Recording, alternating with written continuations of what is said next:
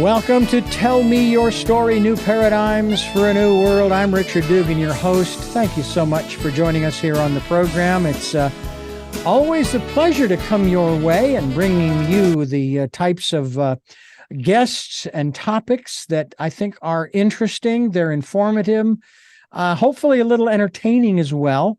And we bring you new paradigms for a new world. We're giving you choices and knowledge of those choices to help make your dreams come true. We're here on Sundays at 7 a.m. and 7 p.m., Monday mornings at 1 a.m., and Wednesdays at 9 a.m. And during the month of December, we have been given from 8 to 9 a.m. Monday through Friday. So I hope that you will join us during the month of December for a lot of great guests that we're going to have during this particular period of time as we wind down 2023. We also podcast on SoundCloud, iTunes, TuneIn Radio, Spotify, Stitcher, Player FM, Blueberry, iHeartRadio, Amazon Music, and many other locations. And we also are on YouTube, where you can watch these conversations, and I hope that you will. And we also ask that if you can support the work that we are doing financially, we would be so gratefully appreciative. We have a PayPal account. It is there for your security as well as ours. And when they ask you for an email address to whom to send the support, it's richard@richarddugan.com. That's richard@richarddugan.com. And during the Decade of Perfect Vision, the 2020s, as we've been asking you since September of 2019, spend some time, quality time, going within to that quiet, peaceful, calm, still place. It's a place that no other human being of all of the 8 billion plus human beings on the planet, only one is able to go to this place, and that's you. And listen to that still small voice. We hope that you'll take the time to do that. Our program today, I've been looking forward to this because I can't relate to it, although I think that each one of my siblings has felt this way, at least in some way, shape, or form along the way, that we were adopted, that somehow we didn't fit in. My brother and I even had the conversation once where we both admitted to each other that we felt like the black sheep of the family, or adopted in that respect. So it's kind of the direction we're going on this program. We're going to be talking with Stephen Rowley. He is the author of The Lost Coin. It's a memoir of adoption and destiny. And Stephen, thank you so much for being with us today. Richard, thank you for having me. This is interesting because I know that what little I know, and that's where you're going to educate us about adoption, that usually once an adoption takes place, or maybe this is the way it used to be, it was done. Records were sealed. You never were going to find out who the child was or where the child was that you gave up, or in the child's case, where the birth parents were and or are, because it just wasn't done. That's just the way it was.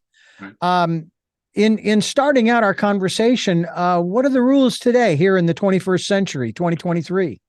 Well, they've liberalized to some extent. They've become more lenient, if you will, and that varies state by state, sometimes by agency or who is middling the adoption. And of course, the game changers have been, even in the case of sealed records, has been things like 23andMe and Ancestry.com, and there are other genealogical associations that trace family roots and so forth. So there are a lot more tools available. But still, it's not uncommon to find people up against a dead end, trying to get into sealed records, or to get the people who might be in the know to talk about what they do know. In some cases, that's often, at least originally, even back in the old days as well as today, those rules were established to uphold the privacy of the birth parent. But that's a two-way street in itself, because sometimes birth parents that give their children away later they also want to find the child they gave away. So there is a very complex sort of maze, a web of these sort of new possibilities that didn't exist in the past. And yet there's a through line, I think, for those of us, even if we have found our birth parents, as I did, in some cases, those who didn't, there's still this other yearning to know. There's still something about that imprint that comes with the trauma, I think, of being separated, having a child and mother separated. Sort of a side note, do you think that this explosion of access to our ancestry through the various DNA testing services that are available has sort of opened up that door for a lot of people, because all of a sudden they realize, wait a minute, my father and I are not related. My mother and I are not related. And doesn't make any sense, right? Because a lot of times the adoptive parents, they are going to, sometimes it's phrased this way: we wanted to wait until you were old enough to understand. And by the time they're old enough to understand, they're in their 20s or 30s and still wondering where they come from. Right. Well, it's one of the conundrums that even with sophisticated tools like 23andMe and using DNA to trace our roots, whether we're not known at all, or we have enough to want to look past our own parents to find out who else I'm connected to, it begs the question, as I do in my book, who am I? So for some people, finding that link, finding, whether that birth parent is alive or dead, or whether there's a family that's now become known or not, even for those, and I've connected with the families of my birth parents over time, it still doesn't quite answer the question. I think maybe it's an existential question of who am I, but it's this issue of identity. How are we put together? You didn't mention, I think, but I'll put in here that I've spent 40 years in public education, but I've been a psychotherapist for some time and went to school down, as I mentioned to you earlier, down the road at Pacifica Graduate Institute. Mm-hmm. So, but this issue of how that from the depths of the searching process, on one hand, is like a detective story, the outer story, so to speak. And for all adoptees who either want to know or don't want to know, there's a different story. Perfect for the title of your show, Tell Me a Story. There's a different story for every one of us on the outside. On the inside, my contention, it's very different. We are much more alike than most people would think. Although many who are adopted live in, I'll call the broader adoption community. That can include people who were raised by others than their own biological parent, like a grandmother or a sister, knowingly or not. We're left with this other question about, how am I put together? Who do I belong to? Who's my tribe? There's a recent story in the news, I think, a month or so ago, about the singer Buffy St. Marie, who many of us who are old enough to remember as a singer back in the 70s. It had clearly as an indigenous native person from, I think, Manitoba, from northern Canada, but she was raised by white parents.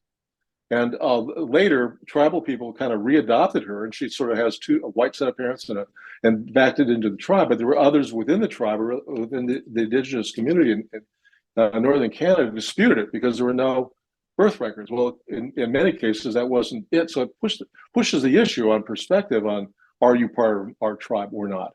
Mm. What's your proof? Yeah. Some of that is in blood, is it in records? And also, is it cultural identity?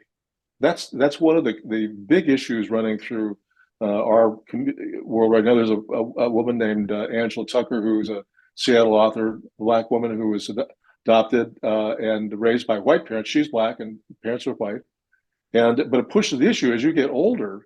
The onus is on parents, I think, to how do I raise our kid also in the culture from which they came, the Black community in her particular case, or if you're a white parent raising Korean kids, what responsibility do you have to raise your kids up also, kind of a dual cultural world, which I think, if done well, just simply enriches people. But without that, it can leave people wondering, where do I belong? And sometimes the answer is nowhere, without the proper guidance, without the proper support. So as I say, can be very complicated quickly in some corners of our adoption community.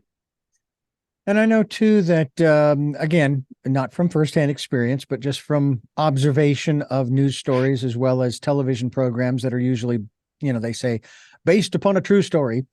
There are all kinds of different reasons why Right. birth parents, put their children up for a child or children up for adoption. And that has to be probably because and we're going to get into some other issues as well, but that has to probably be one of the hardest hurdles to get over, hardest challenges to deal with as an adoptee, even if you're able to find the birth parents and even if they explain it to you.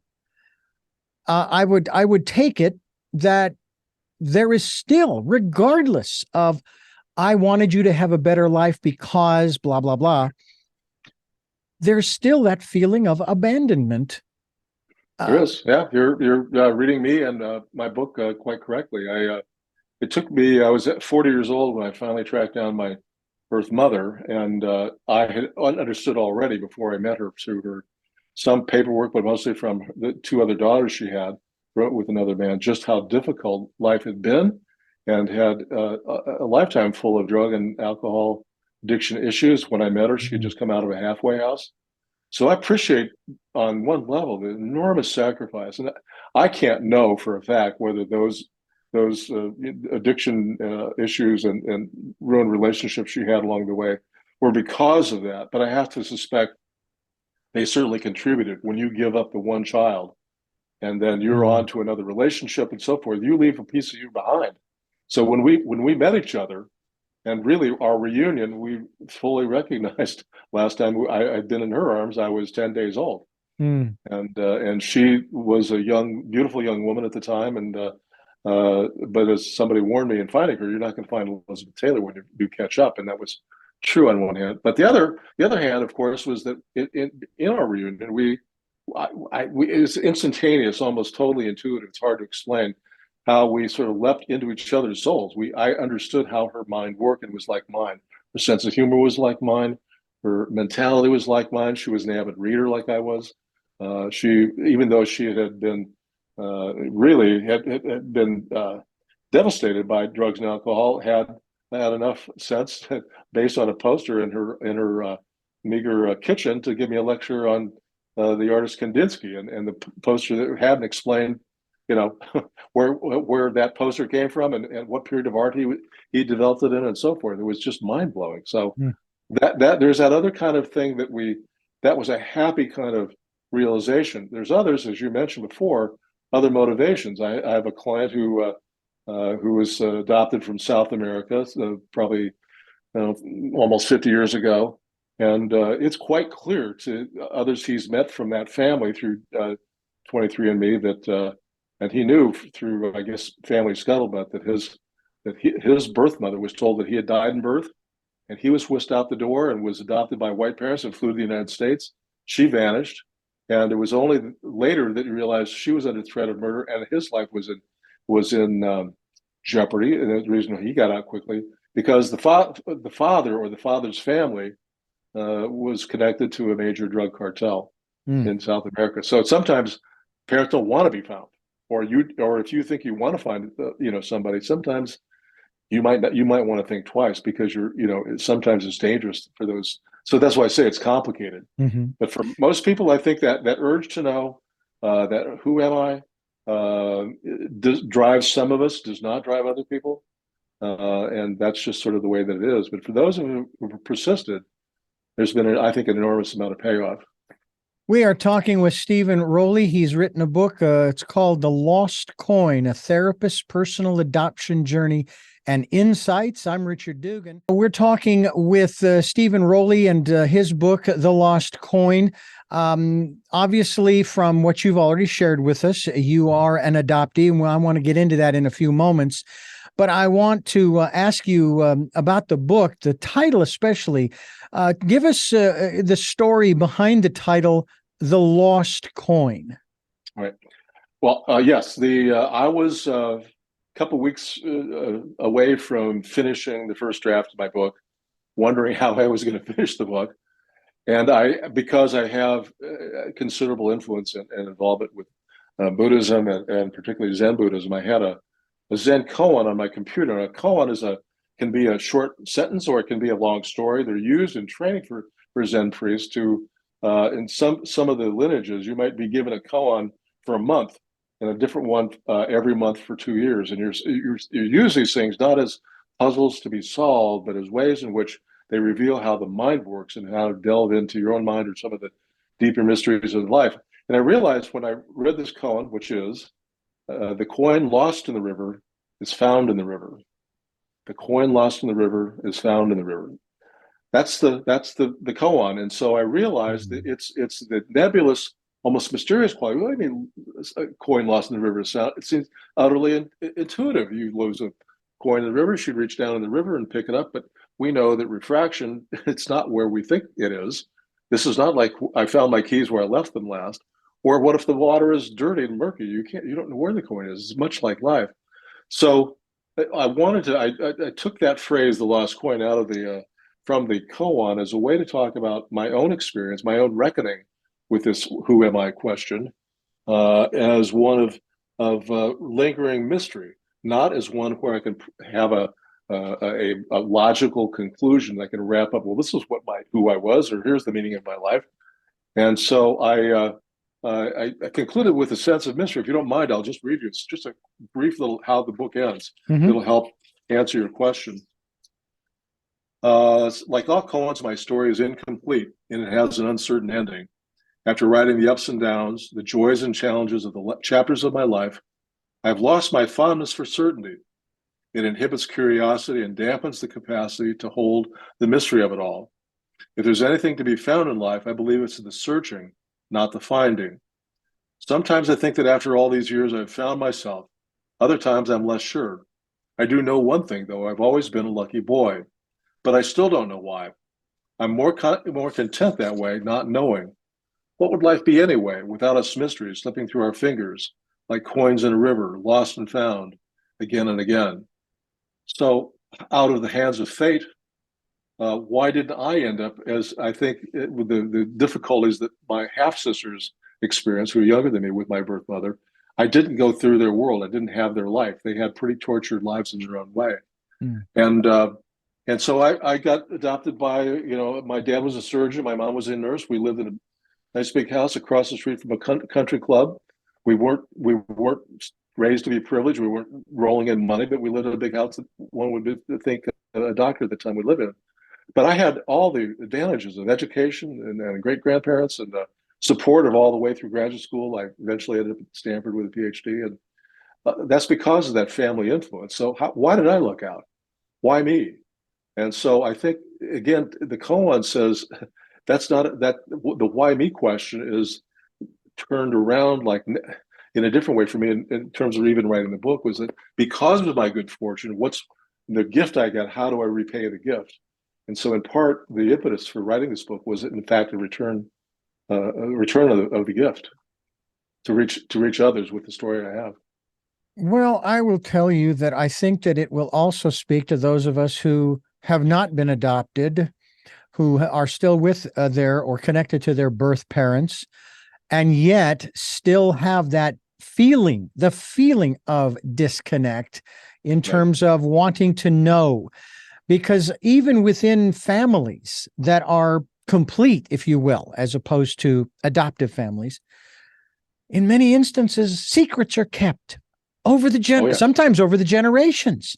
And in your case, as an adoptee, no secrets were kept, but information was unavailable up to a point until you began your search to find out who you really were. And sort of philosophically, and I want to touch upon this as well, philosophically speaking, we are all related to one another. Somewhere way back in history, in human history, we are all connected. So in one sense, there is no disconnect. We all belong to the same, shall we say, tribe of humanity. But I have a feeling that isn't good enough. That is not enough to placate the adoptees' curiosity, unquenchable thirst for finding out who they really are. And I'm taken aback sometimes by When I talk with my sister, for example, and we kind of compare DNA notes from ancestry.com, which is where we went through, she doesn't have the exact same lineage that I do. Now, that's not to say that we don't have the same parents. We do. Right. But it's amazing to me how the DNA does what it does to give me the connection to the Native American tribes of North, Central, and South America, and then 1% East European Jew. And she doesn't necessarily have those attributes. She has attributes from other parts of the world. Right. But then you throw into the mix, here we are with Stephen Rowley, who is an adoptee, runs his DNA, finds out, oh, I'm from here and here and here and here and here on the globe, but I don't know where I come from immediately. Like, again, the parents. Right. What was your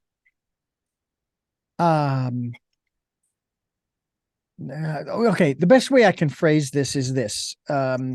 Years ago, someone made the comment to me during a personal growth program where people were asking questions. And the question was why? Why this? Why that? Why the other? Why blah, blah, blah, blah, blah, blah, blah. Why? And we were told you need to give up the need to know why. And then they would emphasize by saying, if you knew the reason why, how would that change your life? So I kind of put that to you, Stephen. Was there a point at which you had to have the answer to the why am I adopted, et cetera, all the other stuff that comes along with it? And how did it, once you had the answers that you wanted? And I'm guessing that you've pretty much gotten the answers that you've desired to find out who you are. How did that actually change you? Great question. Great question. In the case of my birth mother, where I really did an enormous amount of active searching, detective work, if you will, and found her, the experience of meeting her was life-changing, just in the sense of like that mutual self-identification, her telling me that she never forgot my birthday, and it was a dumb question probably to ask her anyway. That was so deeply emotionally gratifying to be seen. And I think it's Orwell who said, I think in 1984, perhaps better to be seen than to be loved. That's one of the things underlying, I think, the orphan in us, the adoption world, is that we sometimes, without other recognition and whatever, we feel invisible. Now, we can't all fill it in. Even the case where I wasn't very actively involved in the search by birth father, that news came to me just 2 years ago through 23andMe. And it's been gratifying to know that, see pictures of him, seeing the pictures when he was 19, looked just like me. I have 4 new half sisters. I just got a Christmas card from one of them with all of her children and their children. It's a huge family picture. It's like, I'm related. I mean, genetically, I'm related to all of them. Mm-hmm. But how much meaning does that have to me? It goes back to your original question just a moment ago about do I really belong to this family? The DNA says I do. But now, as a psychotherapist, I'm talking. This is a construct in our world that where family seems to be some sort of sacrosanct entity, some kind of conceptual grouping that we rarely challenge, even when we have the facts that say, well, we do technically belong to these. But that dissociation from the people we grow up with, it's not uncommon at all. I think people feel guilty sometimes. They don't feel the affinity with one or both parents that supposedly they're supposed to feel, but that's the kind of that old programming, Wally and Beaver Cleaver is supposed to, indelible bond to Ward and June. I mean, that we all know that that's just not the case. Not to mention the fact that what is it? Less than 10% of all family structures are, 2 parents with a couple of kids. I mean, those days are long gone by. So the whole notion of family has been changing now for some time, so it pushes the issue, though, I think, on how we, as parents, and I mentioned too, my wife and I adopted our son when he was 4. It's out of the unconditional love and the dedication, if you will, to help somebody else grow in the path they're supposed to be on, rather than you're supposed to be like me. Your dad's a salesman. Your mom's a teacher. You're supposed to be like one or the other of us, otherwise you're being disloyal. A lot of people grow up with those scripts, as though, and people even after the parents are gone. I mean, people have ingrained the ghost of the parents from the past seem to be ruling their lives to say, well, you still should be a teacher like your mother. What's wrong with you? Or I can never please my mom or my dad, even though they're no longer here. Those are kind of those psychological dimensions that come out of the need for connection, I think, and that can lead us all in some very difficult and strange places if we do so blindly, rather than appreciate the parents that you do have for who they are as individuals. And I have no idea this pertains to you at all.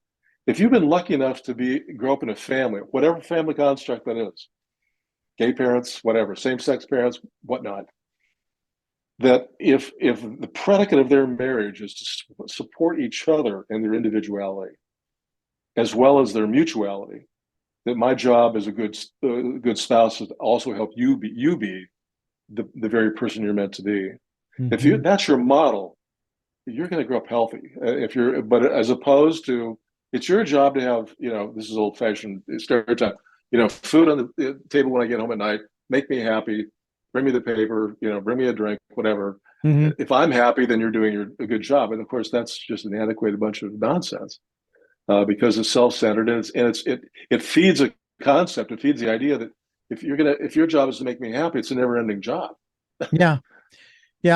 We're talking with Stephen Rowley, and he is the author of The Lost Coin, A Therapist's Personal Adoption Journey and Insights. We're talking with Stephen Rowley. I'm Richard Dugan, and we're talking about The Lost Coin. I wanted to ask you, in regards to what you just described in the last portion of our program, it seems, and I believe this comes from the Jungian psychology that you have studied and so forth as a therapist, that an adoptee initially, when wanting to know who they are and where they come from, is having, am I using, I hope the term correctly, an existential crisis. And then when they start to get the information they have been looking for however long they have been looking, now they're facing a whole new existential crisis, similar to what you described when you take a look at that Christmas card with all of those people there. And he's like, the DNA says I'm related, but am I really, kind of thing? Am I using, first of all, am I using existential correctly? Well, I suppose we'd have to, dig around and, define existentialism. I don't think that's probably worth our time, but I know what you mean.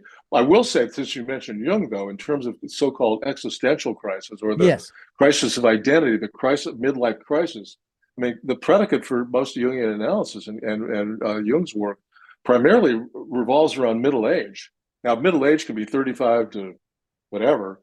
It's not to say that young people, and certainly some do, have what I would call an existential crisis. For example, you've had both parents killed in a car wreck when you're 8 years old. Arguably, that's an existential crisis. Now, nobody says, honey, I'm so sorry for you. You're having an existential crisis. What can I do to help? I mean, that terminology doesn't come until way later. You have to go to college and take philosophy or whatever until that even rings true. What you're talking about is trauma and heartache, legitimate core.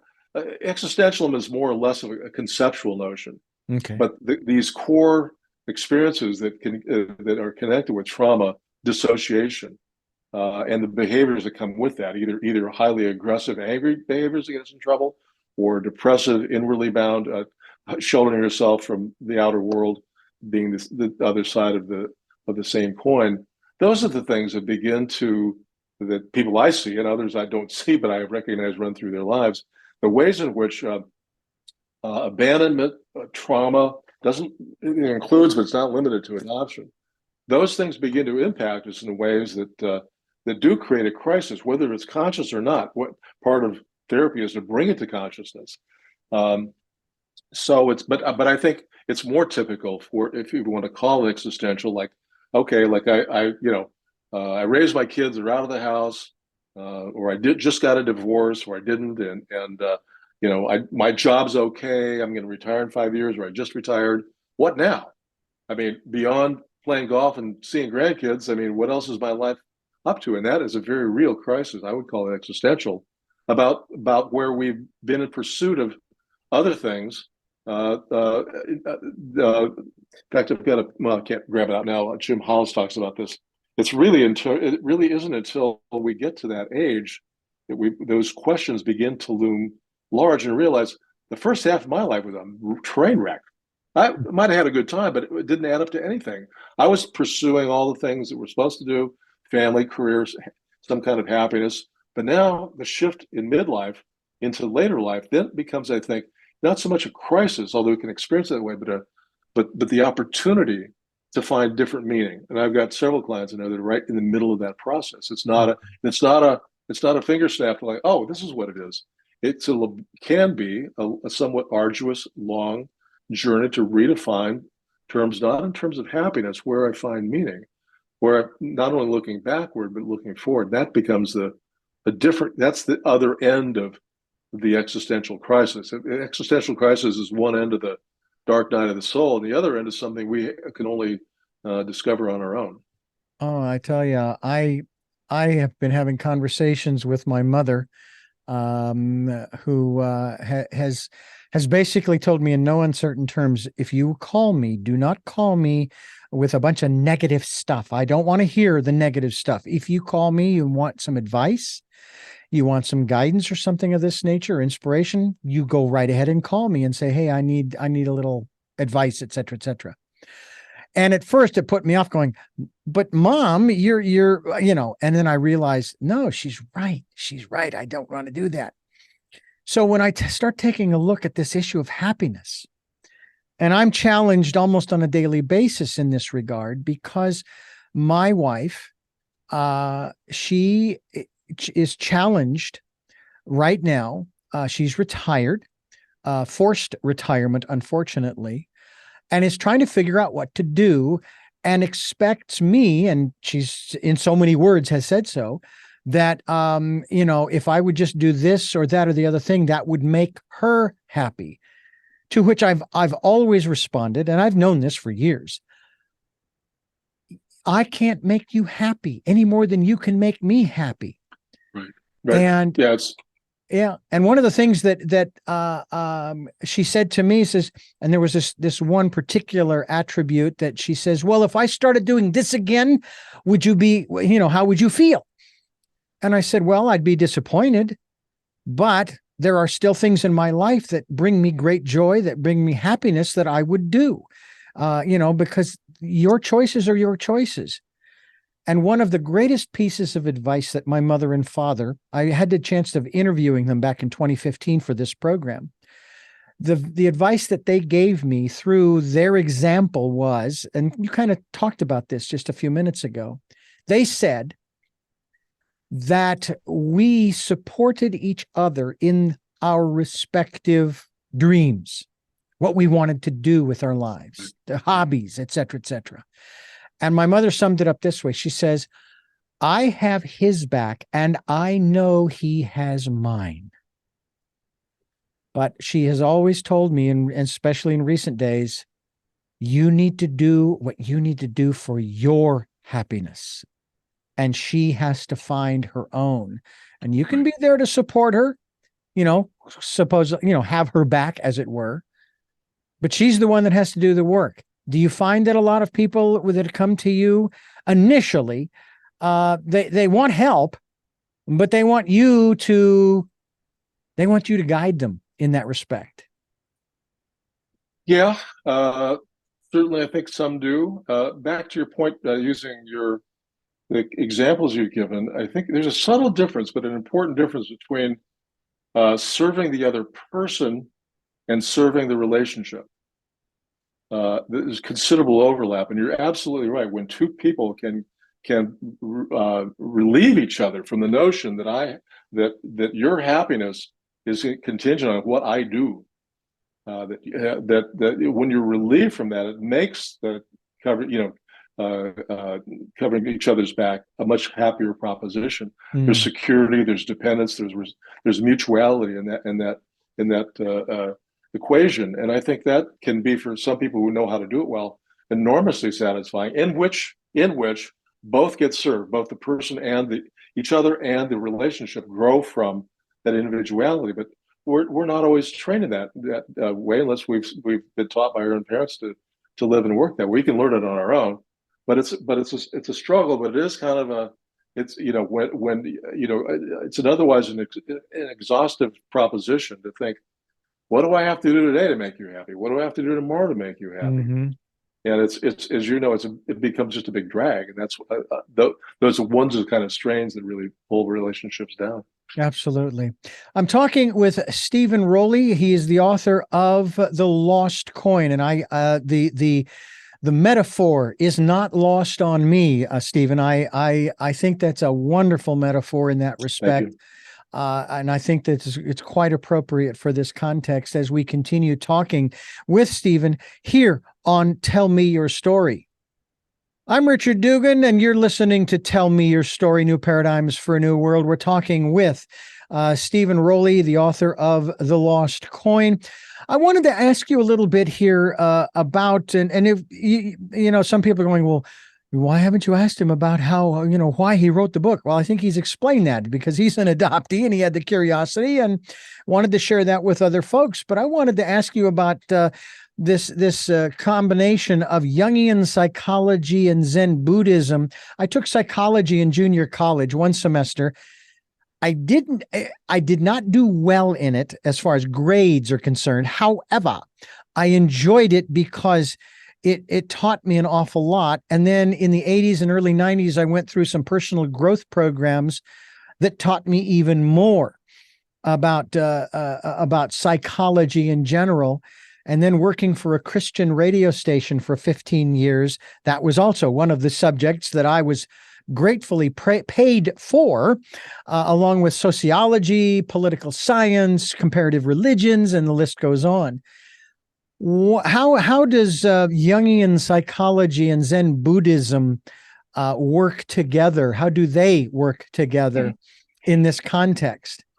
Not many people have an answer to that question, regrettably. I will reference Mark Epstein, who is a Buddhist psychiatrist in New York, has written a number of books, the last of which is called The Art of Zen Therapy, which is a marvelous book, and it shows numerous examples of how it works. And I would say, in my case, it's the things I've taken from different Buddhist teachers, both in person and through their writing, that Zen begins to inform a deeper notion of mind.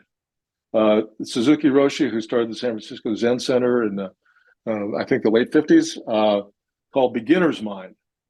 And beginner's mind is something we're well to, as therapists anyway, and it can apply to anyone, I think, is that the idea of every time I sit down to meditate, in this is the analogy, I begin with a fresh mind. I don't assume anything to be true or not true. So with a new client, I have to be in a position of beginner's mind. I'm going to start all over. I'm going to leave all my presets and all my training off to the side. I'm going to experience this person and in some fashion, maybe model that to be open, be what is. And this is where curiosity becomes that driver, that wedge to open up psyche, to open up the conversation. There are a couple others. I'll just mention one in passing. How one of the precepts of not just Zen, but I think Buddhism in general, is that the source of suffering, of all suffering, is attachment. So we look at oftentimes these ideas or relationships to which we are uncommonly and maybe unhealthily attached. And the question is why? How are we attached? Why are we attached? How do we learn to unattach? We do not only with people, but sometimes with thoughts. People who have what's the word I'm looking for? Repetitive thinking. Or they can't get off the dime about, this is what I think of my old man, or this is, what I think of my boss, and can't get rid of it. And this is the sort of like clinging. And so part of what Zen meditation can teach us is that as we try to clear the mind, we can't stop thinking.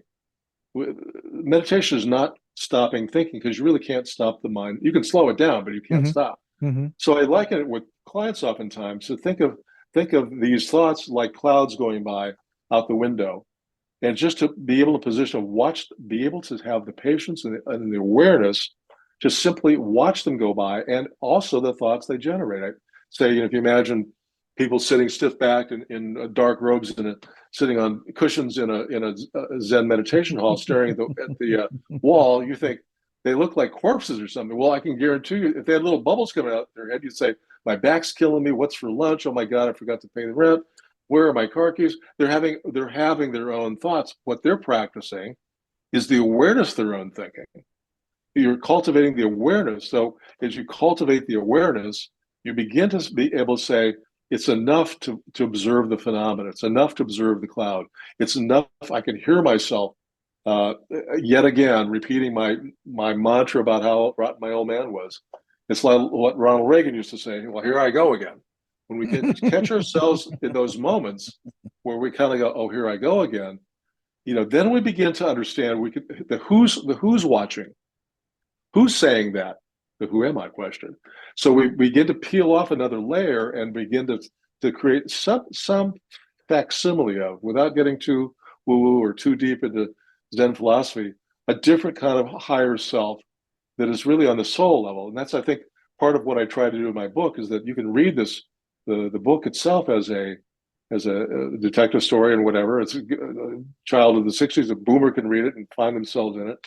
But it's also soul's journey. So this idea of soul, which not only comes from Zen, but it comes also from the likes of Jung and James Hillman and many others. That this has a spiritual dimension to the work if it's done well. It doesn't mean religious. It means that other higher self that is actually the deeper essence of who we are, and all the other trappings that come with us as people, our egos, our hungry little egos, our need to wanting, our upset, and so forth. Those are not going to go away, but we can cultivate that appreciation. That's just what they are. And there's that other richer, deeper soul level of who we are that we can get in touch with. And so part of therapy, from a Zen perspective, Buddhist perspective, is just that. It's getting in touch. You go to the Dalai Lama. I have a story there in the middle called Sharon Stone, the Dalai Lama, and Me, that's in the middle of my book.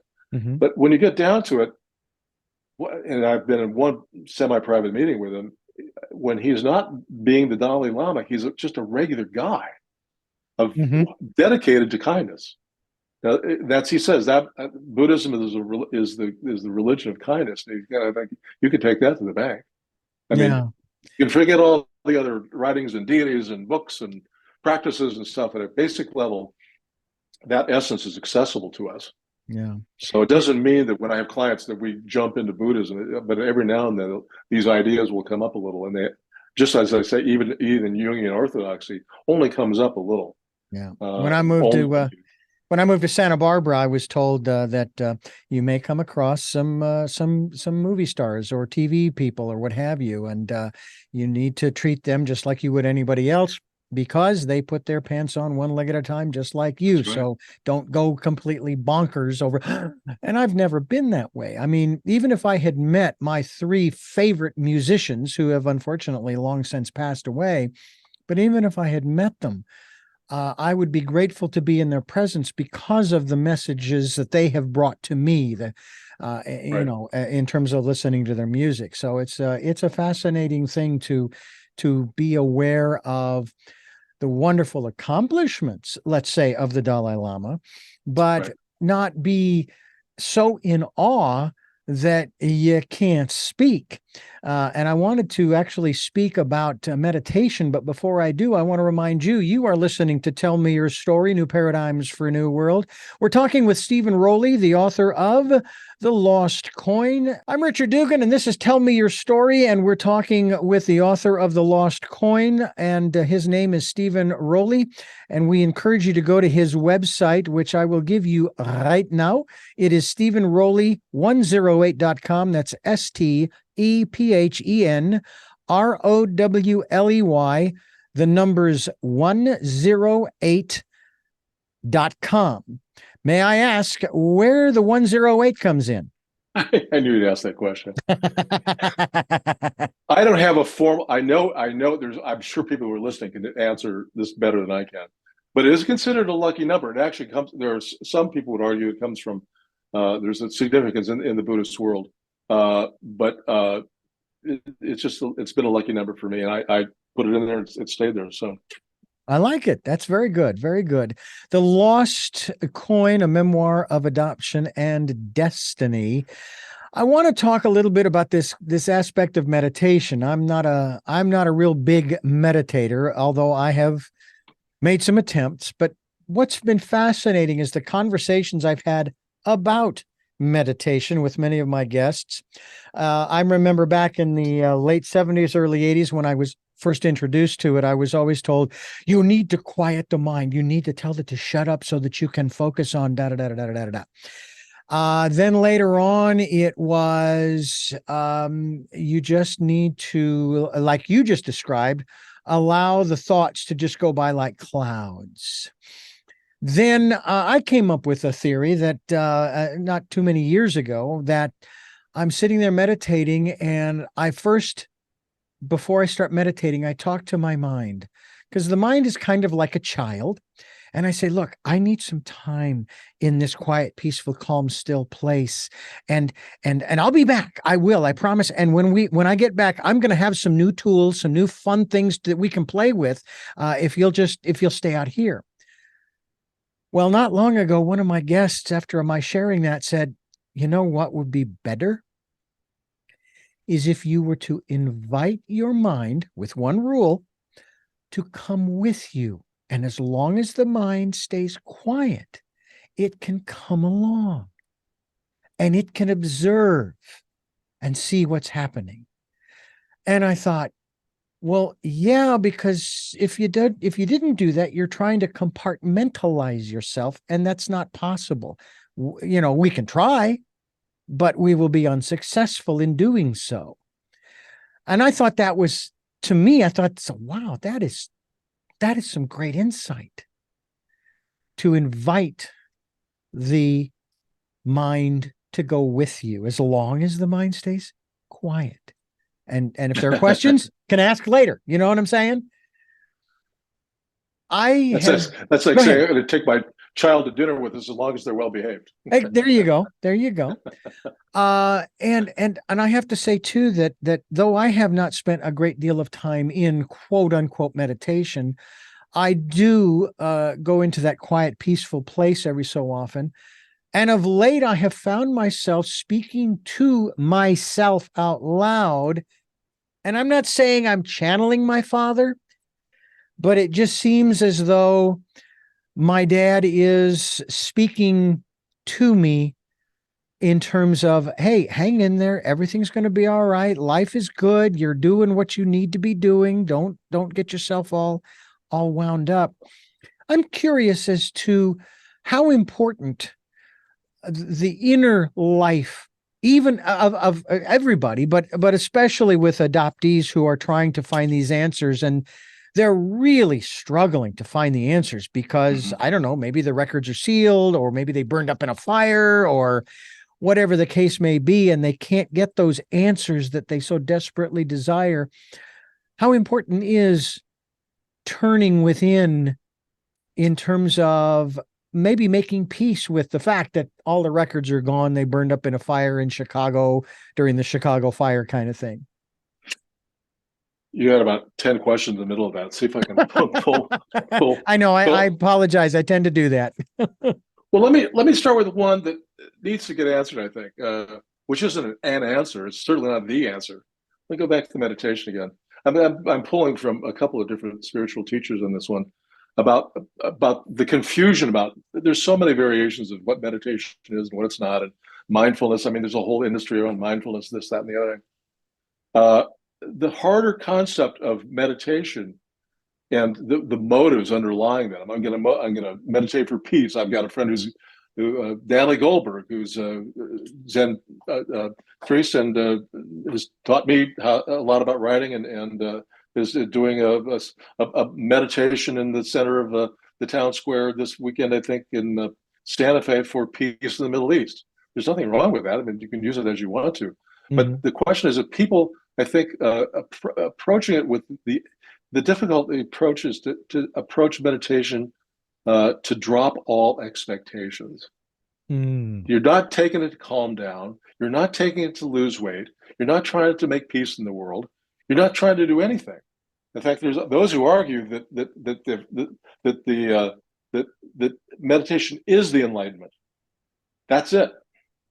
That's the whole precept of Zen. That Zen is that, this, I don't have anything except glass table, this hard, you can hear that or not, that hard kind of surface, the sound, the crack of it.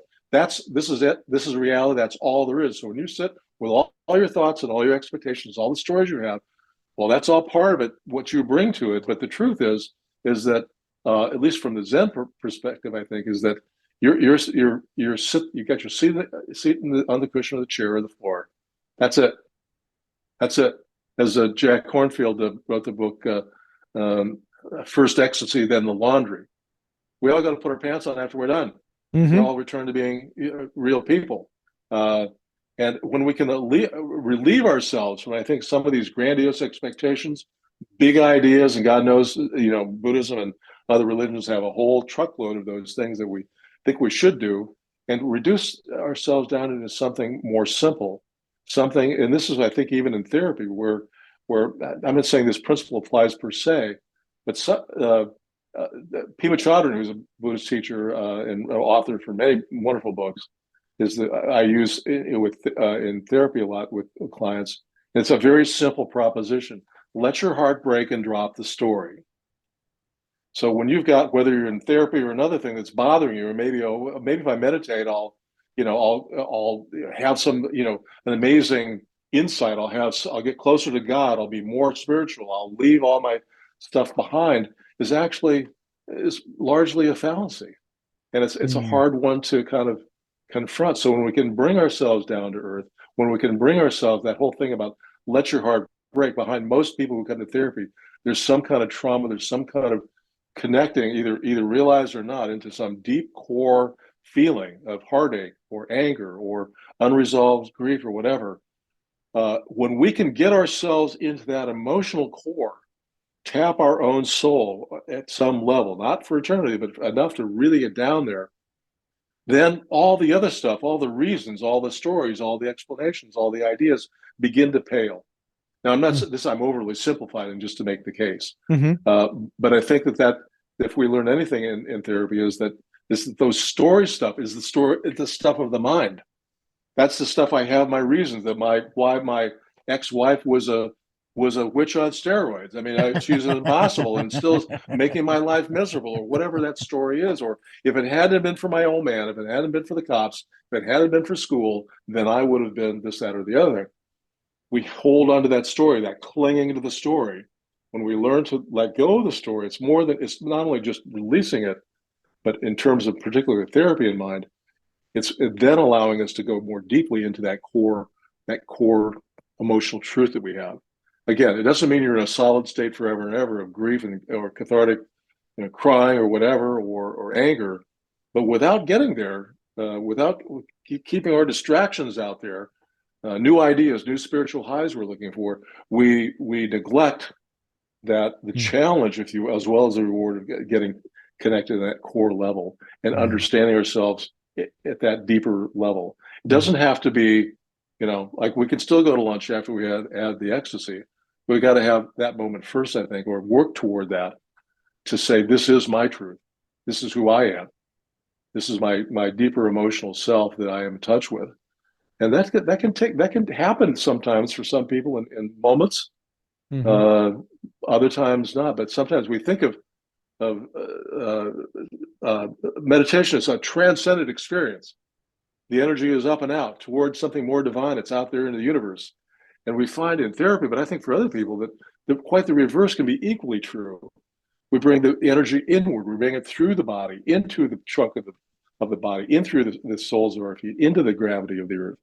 And that's a kind of what Adyashanti would call a redemptive kind of experience, a redemptive kind of love, which is a different energy altogether. It's as though we've been looking for forgiveness in all the wrong places, and when in fact we bring that back into matters of the heart and soul, and that's where we find our new ground. We're talking with Stephen Rowley, and he is the author of The Lost Coin, and we are talking with him. I want to ask you, Stephen Rowley, author of The Lost Coin, about, let's see how I can put this. From what we've talked about in this conversation here on this program, there is a level of incompleteness that an adoptee feels until one finds the answers to the questions they have. If that means finding the birth parents, the birth mother at the very least, and hopefully the birth father, and starting to get those answers that have been nagging at them for who knows how long. And hopefully at that point, there is, and this is more of a question to you, there is sort of a sense of completion. Okay, now I have all these answers and now I know I'm good. I'm good with that. Or is there still, even after getting all of those questions answered, is there still a sense of incompleteness because of the initial trauma of, I'll use the word, being abandoned for whatever the reasons were? I think there was certainly, looking in the rearview mirror, there was a time where that would have been a major assumption that would have been true for me, and maybe true for other people who have been in search for their. But I think, again, not only from a therapeutic point of view, but also what my own journey has taught me is that, in the words of, it's in the book, I think, a quote, the words of Joseph Campbell, the great mythologist, life is not a problem to be solved, but a mystery to be lived. It's living that mystery. If I may, let me read. This is the first quote I have. It begins the book by Rainer Maria Rilke, the Austrian poet. Be patient toward all that's unsolved in your heart and try to love the questions themselves, like locked rooms and like books that are now written in a very foreign tongue. Do not now seek the answers, which cannot be given you because you would not be able to live them. And I pause here. If I would have found my birth parents when I was 20, my life would have been, I was not ready for that at all, even though I was looking. Mm-hmm. And the point is to live everything. Live the questions now. Perhaps you will then gradually, without noticing it, live along some distant day into the answer. That last thing, without noticing it, live along some distant day into the answer. So you live into the answer. You don't go to find the answer. It more or less comes to you. Mm-hmm. And I think that's part of that intellectual and spiritual maturity that if we're lucky enough to work at it, we can develop, that some of these deeper understandings are not something we can go out and find. They have a way of coming to us. It's a little like Jung's concept of the tension of the opposites. The resolution of those opposites, I would argue, more or less come to us. We can't go out and pluck them off a tree. So mm-hmm. These questions that we have about our very existence and the unknowns and the unresolved issues, part of that, bringing those to life, so to speak, begin to inform us, even if it informs us, a deeper sense of incompletion, of yearning. Talk about an existential reality. We're all incomplete. Mm-hmm. We're all yearning for connection. Every last one of us. We're always yearning, I think, at some level for some, even if we're happily married and we have the world's greatest life, and we have children all love us, and everybody's making money and living content, stable lives, all that stuff.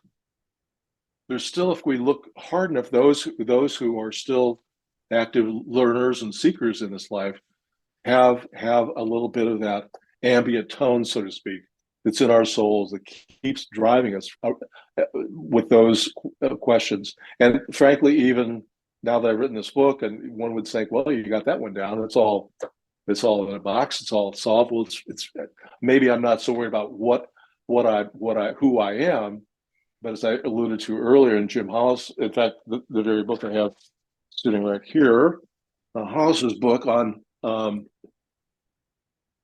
life of meaning, relocating the center of your spiritual gravity. I mean, for some people like me, that becomes that I search for a deeper form of meaning. So I'm in my mid-70s, and I've had several careers, a book under my belt. So you think, well, that ought to be it, but not for me. So that if you call it a quest, mm-hmm. or using curiosity, following allowing the invisible hand of fate perhaps what Hillman would call our daimon, our guardian angel, keep beckoning us towards something that's just still at that point or over the horizon. To me, that is the mystery of life, and how that happens, and one can only speculate. But to be part of that energetic field, so to speak,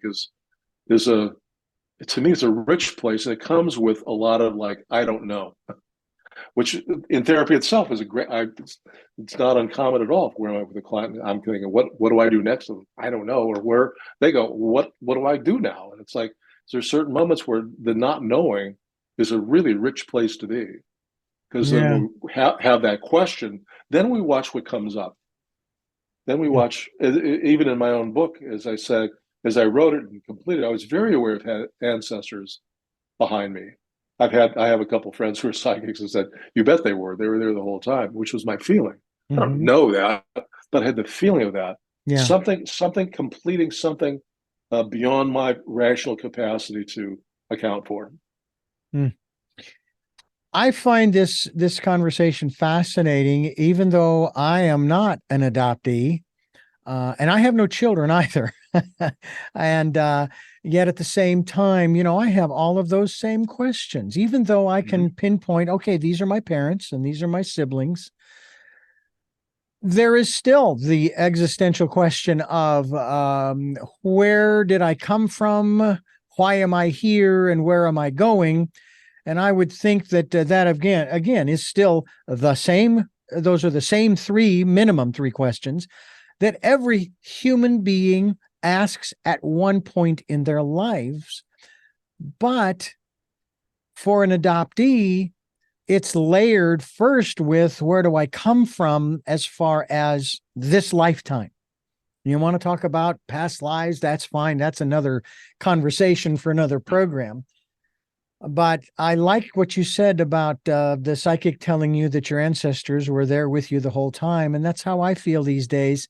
Lost my eldest sister in March of 2022, lost my father this year in March, lost my dear friend of 53 years back in May of this year. And we grew up together. And every time I think about him, I laugh. I can't do anything else but laugh, because we had so much fun together. We took a trip across country together, which could have torn us apart. But at the end, I said, look, I just assume call it even, because I don't want to lose the friendship. And that's what we did. I believe they are there, whether they be behind me or in front of me or wherever they might be, having some kind of influence in my life. I still make the choices. But boy, I'll tell you what, those impressions that I'm getting from, I believe, my father, they're pretty profound sometimes, and they're simple. There's nothing complex about it. It's very simple. I'm just glad that my dad is free of the body that he was in, and that he's and now I can talk to him literally anytime. Whereas before I'd have to call him up on the phone in Phoenix and chat with him. So from that standpoint, I'm a happy camper. I've always been an optimistic person. How about you? Hopefully, if I've done enough work on myself, I've tried to alleviate myself from thinking about belief, what I believe or not, or even faith for that matter, blind faith. Yeah.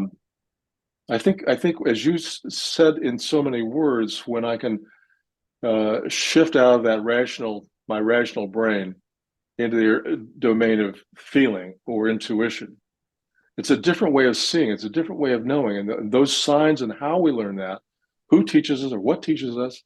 Maybe it takes some of our dear ones to be gone before we begin to tap into a power, a level of awareness that we didn't have before. Yeah. Whether it's true or not, well, in my book, here's a little spin on what you're talking about. This is where I've experienced it with myself, but also with clients.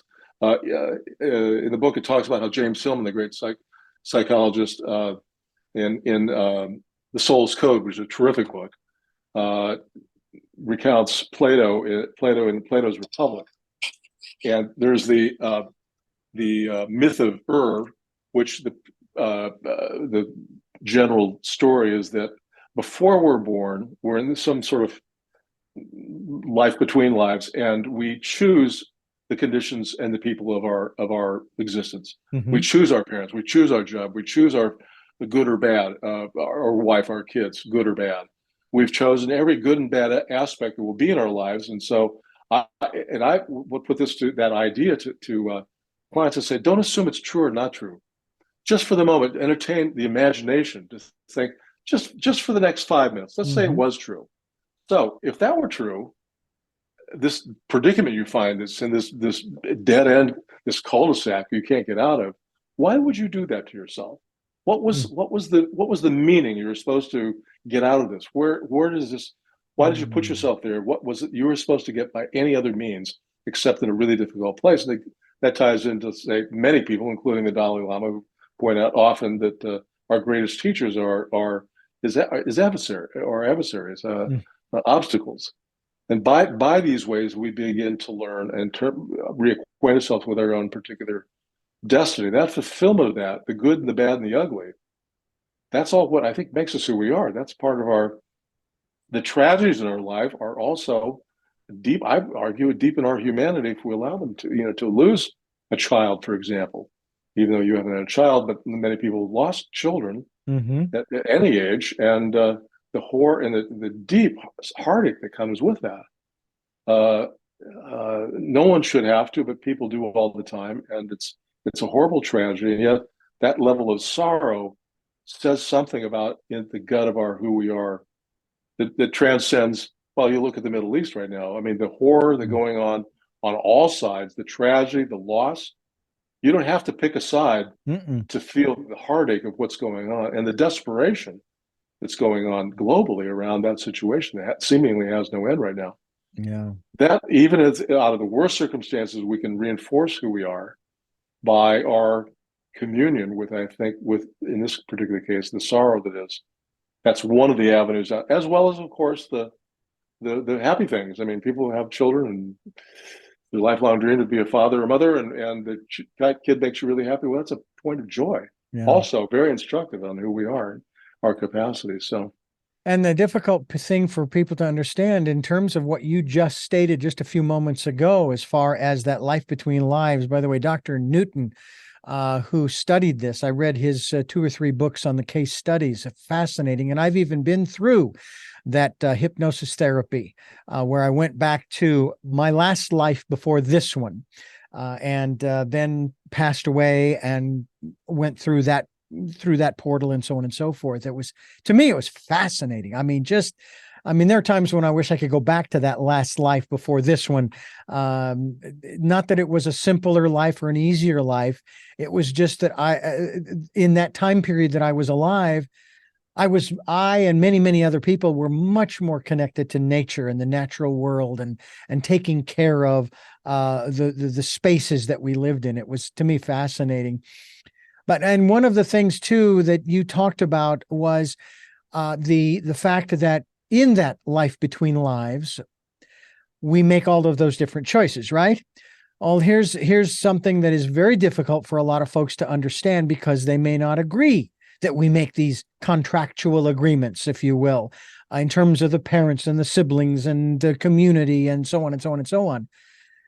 And the reality is that each one of us, human beings on the planet right now, has made all of those choices. And I know that it is hard for some folks to hear, but the folks in the Ukraine and in Russia, they made the choices that have put them where they are. And the folks in Palestine and Israel, they made the choices that have put them where they are. And the folks in the United States on the red side or the blue side, they put themselves right where they are.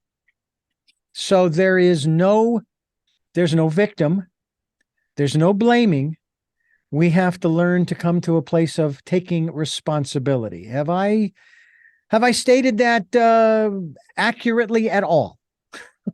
I really don't know. Okay. Stephen Rowley is my guest. The Lost Coin is the book. It is about adoption and his experience in that regard. And we encourage you to get a copy of The Lost Coin, a therapist's personal adoption journey and insight. Stephen Rowley, I want to thank you so much for being a part of Tell Me Your Story and sharing your story with us and insights into this process and many others as well, meditation and so forth. I can't thank you enough. I like to be able to say at the end of each of these programs that I have learned a little something new, and I have in this context. And by the way, as far as Zen Buddhism is concerned, it is probably one of my favorites because of the story of Siddhartha, who searched and searched and searched and searched for enlightenment, and finally sat down under the Bodhi tree and said, I give up. I give up, and then whammo. And sometimes that's what we need to do when we have all these questions, is we just need to stop and say, I surrender, and let the universe take control. And it's hard to do because we want to control it all. So thank you for sharing all of this with us. You're very welcome. Thank you for having me on. I do have 3 final questions for you, though, that I ask all of my guests. You thought you were done. But before I ask you those questions, I want to thank you for listening to and watching Tell Me Your Story, New Paradigms for a New World, where we're giving you choices and knowledge of those choices to help make your dreams come true. We are here on Sundays at 7 a.m. and 7 p.m., Monday mornings at 1 a.m., 9 a.m. on Wednesdays. That's our special edition of Tell Me Your Story. And during the month of December, we are here from 8 to 9 a.m., Monday through Friday. I'm very excited about the opportunity to share many of the guests that we have during that particular time slot. So please tune in. We stream at those times live at richarddugan.com. We podcast all of our interviews, our conversations on SoundCloud, iTunes, TuneIn Radio, Spotify, Stitcher, Player FM, Amazon. You can actually get the podcasts on Audible. I've got the link to my podcasts, and I am a member of Audible, so I can get my podcasts there as well, and so can you. We're also on YouTube, where you can watch these conversations, and I hope you subscribe. If you don't, at least select notifications so that when I put a new conversation up, you'll be notified and you can take a listen and or you can watch and listen. So please do so. We also ask that if you can support the work we're doing financially, we would be grateful for any support that you can send us. We have a PayPal account. It is there for your security as well as ours. And the email address to use is richard@richarddugan.com. That's richard@richarddugan.com. We also ask that you do spend some time, if you can. You can call it meditation if you like. You can just call it taking a break from the outside world and go within to that quiet, peaceful, calm place and listen to that still, small voice that's there. It's there for you. With all of that being said, we now talk to the author of The Lost Coin and ask the 3 questions that we ask all of our guests. And the first one is, who is Stephen Rowley? Who else? Somebody else uses that question. Who is it that always asks, who are you? I have Who is Stephen Rowley? Yeah. Who is Stephen Rowley? Stephen Rowley is a lucky guy that has been